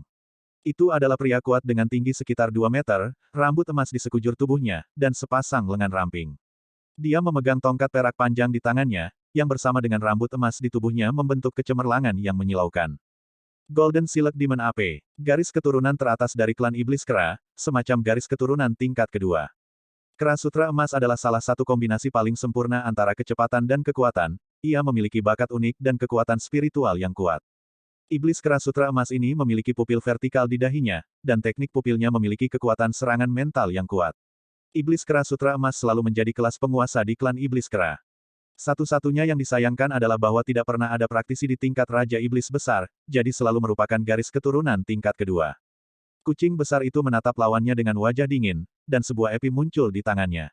Tidak peduli siapa lawannya atau spesies apa dia. Baginya, tujuannya adalah untuk menang. Kera Sutra Emas menyeringai pada kucing besar itu, memamerkan taringnya, dengan tatapan jijik di matanya. Karena kedua belah pihak berkuasa dari kedua belah pihak, jaraknya sangat jauh, dan tidak mungkin bagi mereka untuk berkomunikasi satu sama lain. Mulai. Saat wasit mengumumkan dimulainya permainan, pertandingan pertama partisipasi kucing besar di Zoom Ting Klasik resmi dimulai. Kedua sisi meluncur pada saat yang sama, dan tongkat panjang di tangan Kera Sutra Emas menyentuh tanah, dan tubuhnya melompat. Kecepatannya memang sangat cepat, bergegas menuju kucing besar di panggung kompetisi. Cahaya keemasan terjalin dengan cahaya perak, yang terlihat sangat keren. Dalam proses berlari, otot-otot seluruh tubuhnya mulai membengkak, dan tubuhnya berubah dari penampilan humanoid asli ke arah kera raksasa. Dalam sekejap mata, dia telah tumbuh setinggi 4 meter, dan kecepatannya bahkan lebih cepat. Tongkat panjang di tangannya juga menjadi lebih besar, dan dengan momentum yang luar biasa, dia langsung menuju kucing besar itu. Kucing besar itu bergerak pada saat yang sama saat lawan memulai, menyeret epinya dengan tangan kanannya, dan berjalan ke arah lawan. Di mata kucing besar, hanya api putih dingin yang menyala dalam sekejap, dan dengan setiap langkah, nyala api di tubuh meningkat 1 poin, dan momentum melonjak. Tubuh yang sudah kuat menjadi semakin kekar, kerusuhan darah. Makan tongkatku. Kera Sutra Emas berteriak keras, memegang tongkat di kedua tangan dan mengangkatnya tinggi-tinggi di atas kepalanya. Pada saat yang sama, mata vertikal di dahinya tiba-tiba terbuka, akan meluncurkan kejutan mental. Pergi. Pada saat ini, raungan tiba-tiba meledak dari mulut kucing besar itu. Api putih yang naik di sekitar tubuhnya tiba-tiba berubah menjadi emas putih, mengembun menjadi kepala liger besar, dan mengeluarkan raungan yang menakutkan. Di bawah getaran raungan ini, mata vertikal Kera Sutra Emas yang baru saja dibuka tidak mampu mengeluarkan kekuatan mental, dan darahnya mendidih. Bahkan jika dia memiliki garis keturunan tingkat kedua, ketakutan yang kuat tiba-tiba melonjak di hatinya saat ini. Untuk sementara, kekuatan garis keturunannya yang kental menghilang sedikit, cahaya keemasan di tubuhnya ditekan sebagian besar, dan kekuatan tongkat panjang yang dia ayunkan hampir dihilangkan. Epi di tangan kanan Big Chat tiba-tiba terprovokasi ke atas, betapa kaya pengalaman tempurnya, tentu saja dia tidak akan melewatkan kesempatan seperti itu. Tongkat panjang itu jatuh dan bertabrakan dengan pedang yang berat itu, membuat raungan yang memekakkan telinga. Detik berikutnya, di bawah tatapan semua penonton, tongkat panjang perak, yang jelas bukan makhluk fana, langsung terguncang dan terbang keluar, dan cahaya kemasan pada keras sutra emas tiba-tiba redup, dan seluruh tubuh terguncang dan terbang mundur. Kucing besar itu mengerahkan kekuatan di bawah kakinya, dan cahaya emas putih dari gangster emas Liger di tubuhnya bahkan lebih menyilaukan.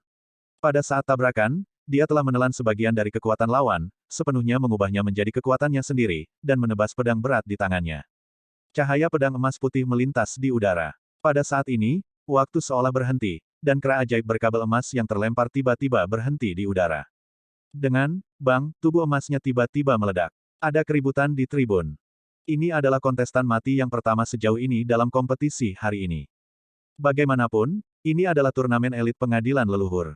Semua elit dari klan yang kuat akan berpartisipasi dalam kompetisi. Semua orang akan memberikan wajah kepada lawan. Ini hanya kompetisi. Dan kucing besar tidak hanya membunuh lawan, tetapi dengan cara ini, itu seperti melampiaskan keluhan yang telah menumpuk di hatinya selama bertahun-tahun. Praktisi klan singa dan harimau di tribun semua melebarkan mata mereka saat ini, benar-benar tidak dapat mempercayai apa yang mereka lihat. Di panggung kompetisi, kucing besar itu seolah-olah tidak terjadi apa-apa, melangkah ke tombak perak yang diguncang dan terbang ke kejauhan, dan mengambilnya, inilah piala miliknya. Anak-anak dari keluarga miskin tidak akan pernah menyia-nyiakan apapun. Dia menyeret pedang berat di satu tangan dan tongkat panjang perak di tangan lainnya, dan berjalan turun dari panggung. Ancestral Court Classic tidak menetapkan bahwa lawan tidak dapat dibunuh, tidak ada aturan dalam permainan ini. Iblis kera sutra emas yang kuat terbunuh dalam waktu singkat, dan sebagian besar penonton yang hadir sudah melihat apa artinya. Di kursi VIP, seorang bangsawan singa dengan rambut emas menunjukkan keterkejutan di matanya. Dia memecahkan masalah konflik garis keturunan. Ini adalah kekuatan garis keturunan fusi yang berevolusi. Apakah Liger berhasil menyatukan garis keturunan? Garis keturunan tingkat pertama. Kucing besar menggunakan pertempuran ini untuk membunuh lawan dengan berani untuk mengumumkan kepada semua singa dan harimau yang hadir bahwa dia, pendekar pedang Liger, keturunan Liger, ada di sini. Ketika kucing besar turun dari panggung dan kembali ke ruang tunggu, mata para kontestan yang menunggu di ruang tunggu berubah ketika mereka memandangnya. Tak terlihat, kucing besar itu sepertinya memiliki aura berdarah yang mengintimidasi.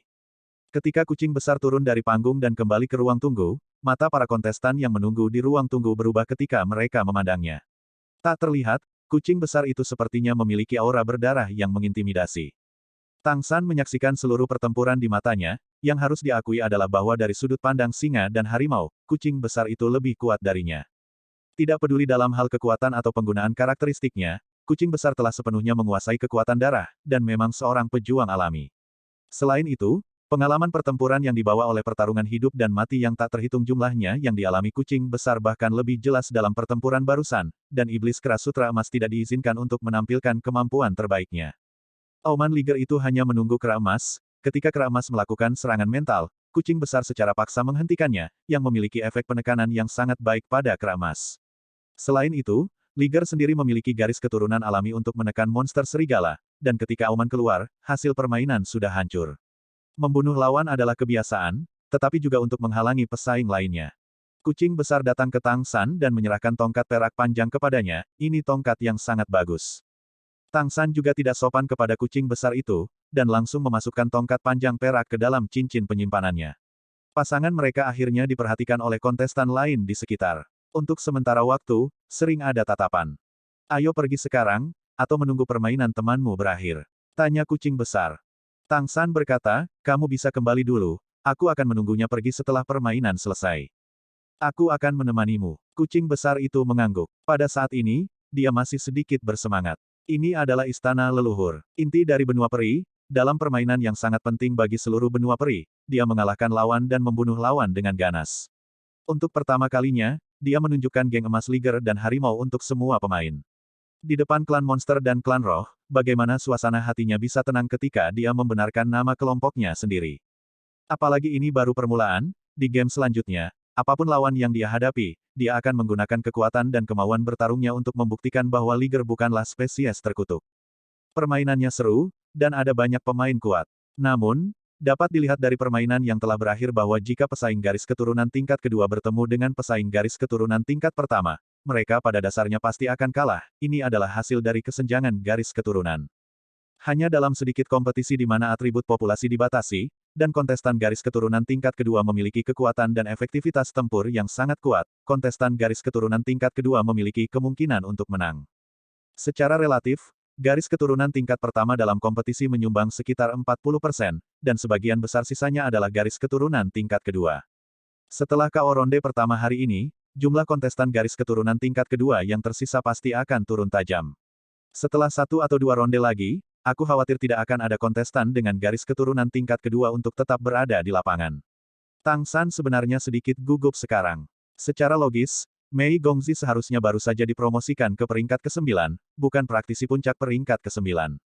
Meskipun dia memiliki garis keturunan tingkat pertama, jika lawan yang dia hadapi juga merupakan praktisi dengan garis keturunan tingkat pertama, dia mungkin tidak dapat mengalahkan lawannya. Dia juga tidak tahu sejauh mana kultivasi Mei Gongzi telah meningkat selama lebih dari 1 tahun pengasingan. Karena yang disebut kekhawatiran adalah kekacauan, suasana hatinya sedikit kacau sekarang. Lagi pula, itu bukan 2 lawan 2, dan dia tidak bisa membantunya di lapangan. Akhirnya, permainan grup ke-9 dimulai. Nomor Mei adalah nomor 3 di grup ke-9, jadi dia muncul di game kedua grup ke-9.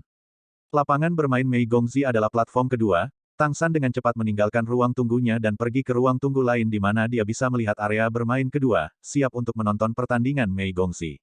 Sekarang dia benar-benar lebih gugup daripada saat dia bermain. Nomor 3 grup ke-9 menghadapi nomor 4 dari grup ke-9, di atas panggung. Mei Gongzi berjalan perlahan ke atas panggung. Selama proses naik ke atas panggung, rambut hitam legamnya berubah menjadi biru merak, menunjukkan identitasnya sebagai monster merak.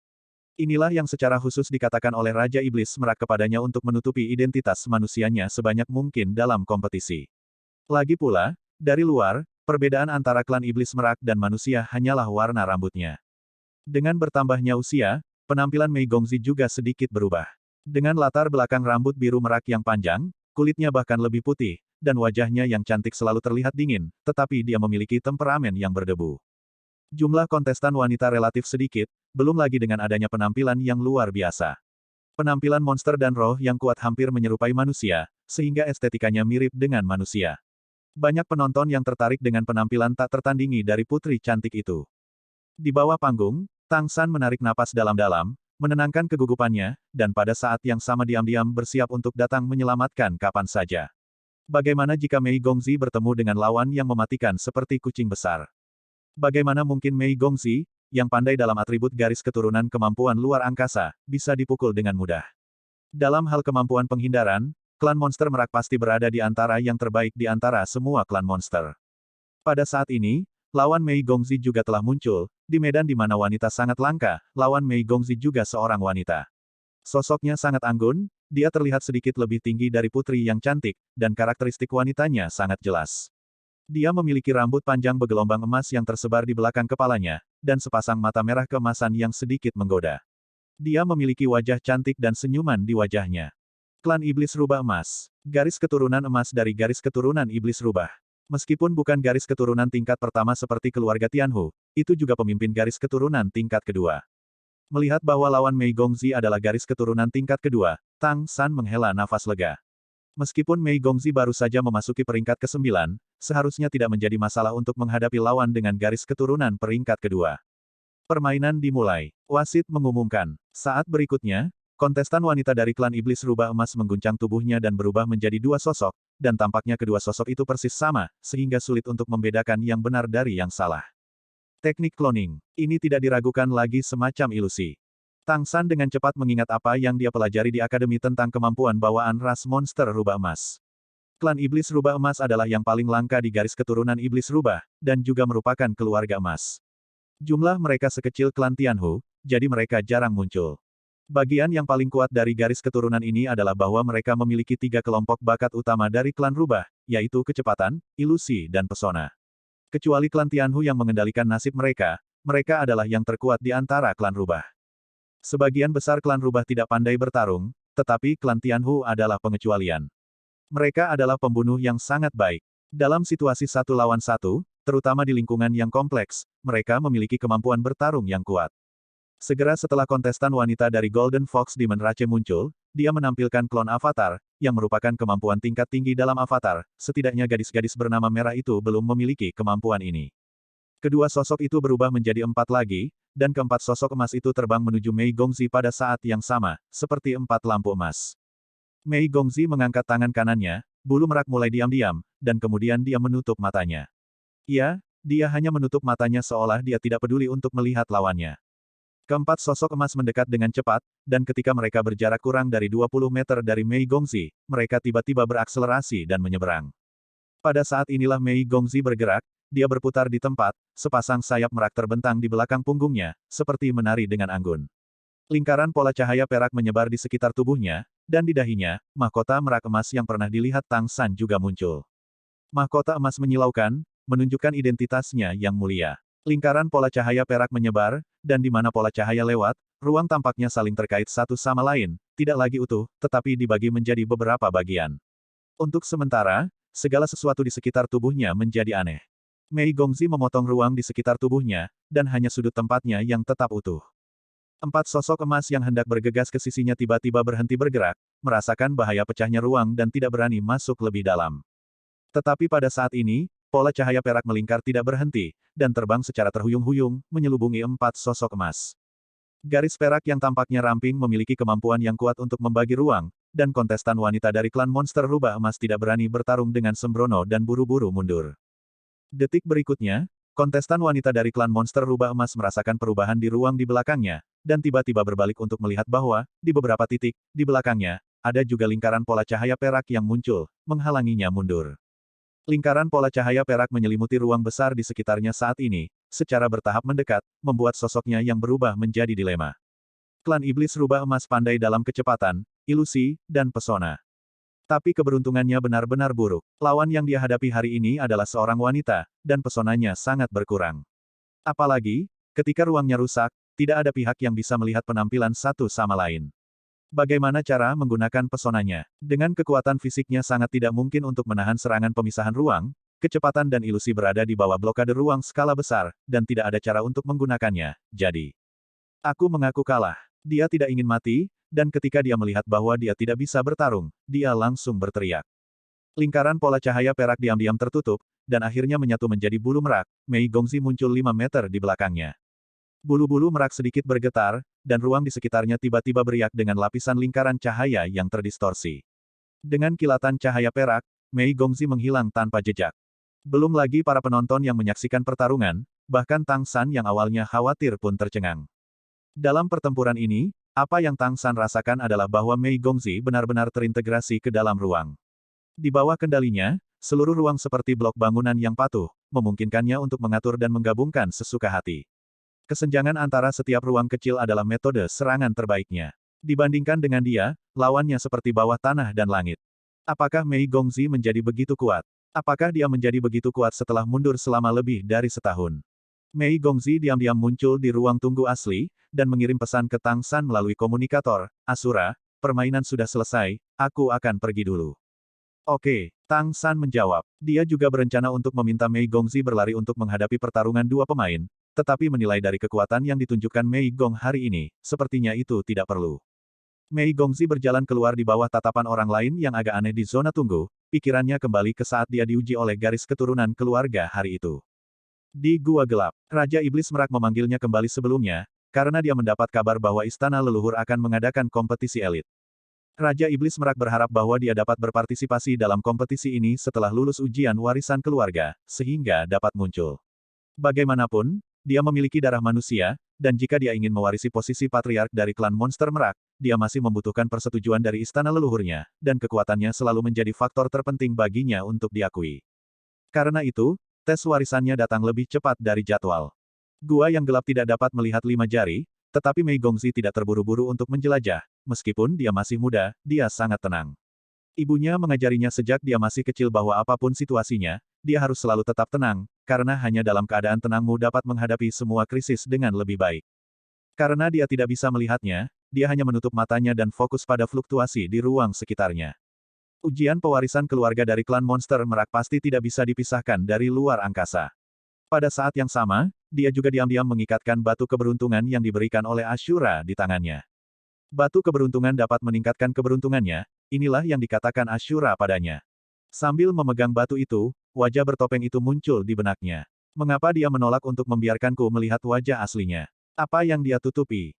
Tepat ketika pikirannya sedikit bingung, tiba-tiba, dia merasakan ruang di sekitarnya sedikit bergetar. Dia jelas menutup matanya, tetapi pada saat ini, semuanya menjadi lebih cerah. Dia terkejut menemukan bahwa dia datang ke ruang perak. Ini adalah tempat seperti altar, di sekitar altar melingkar perak, ada kekosongan yang tak ada habisnya. Berdiri di tengah altar, Mei Gongzi hanya merasa bahwa segala sesuatu di sekitarnya tampak lengket, dan sulit baginya untuk bergerak saat ini. Tiba-tiba, seluruh tubuhnya mengendur, dan cahaya perak dari altar di bawah kakinya keluar, dan cahaya perak yang tak terhitung jumlahnya memuntahkan seperti letusan gunung berapi. Lampu perak ini menembus tubuhnya, membuatnya merasa seolah-olah seluruh tubuhnya menjadi transparan. Kemudian lampu perak ini terbang menuju langit malam yang tak berujung dan berubah menjadi petak besar cahaya perak. Perlahan-lahan, altar di bawah kakinya mulai redup, memperlihatkan langit malam yang gelap, membuatnya merasa seolah-olah melayang di langit malam. Di kejauhan adalah langit berbintang yang tak terbatas, menjulang di dunia yang gelap ini, dia melahirkan rasa takut yang tak terkatakan. Pada saat ini, tiba-tiba, cahaya perak di kejauhan berangsur-angsur membesar, seolah-olah terbang ke arahnya. Mei Gongzi tertegun sejenak, lalu berbalik ke samping tanpa sadar untuk menghindarinya. Sebuah cahaya perak hampir terbang melewati tubuhnya. Dihindari, dan benang perak yang terbang lewat dengan tenang menghilang, dan ketika muncul kembali, itu sudah berada di kaki Mei Gongzi. Itu jelas kekuatan ruang Dao, jika itu mengenainya sekarang, kemungkinan akan memotong tubuhnya. Kekuatan ruang yang dihindari kembali mengembun di bawah kakinya, seolah-olah itu telah menjadi bagian dari altar. Sebelum dia bisa berpikir lebih banyak, dua lampu perak menyala lagi. Mei Gongzi berkedip dan menghindar lagi. Dua lampu perak melewati kehampaan, menghilang, muncul kembali, dan menyatu kembali ke dalam altar di bawah kakinya. Apakah ini ujiannya? Pada saat ini, dia tiba-tiba mengerti apa tes yang dia terima. Sebelumnya, altar di bawah kakinya ditenun dari kekuatan luar angkasa yang tak terhitung jumlahnya, tetapi setelah dia muncul, kekuatan luar angkasa ini menyebar. Sekarang, mereka akan kembali. Hanya dengan menghindari invasi semua kekuatan luar angkasa, dia dapat lulus ujian permainan ini. Namun, kekuatan ruang yang telah tersebar sebelumnya lebih dari 1000 jalur. Pada saat ini, 4 lampu perak terbang dan menembak ke arahnya dalam bentuk tik-taktu. Mei Gong melompat dan mengebor bagian tengah, 4 lampu perak menghilang, muncul kembali, dan bergabung ke altar di bawah kakinya. Terima kasih sudah mendengarkan, sampai jumpa di video selanjutnya. Bagi yang belum subscribe, dibantu subscribe dan like-nya terlebih dahulu, terima kasih.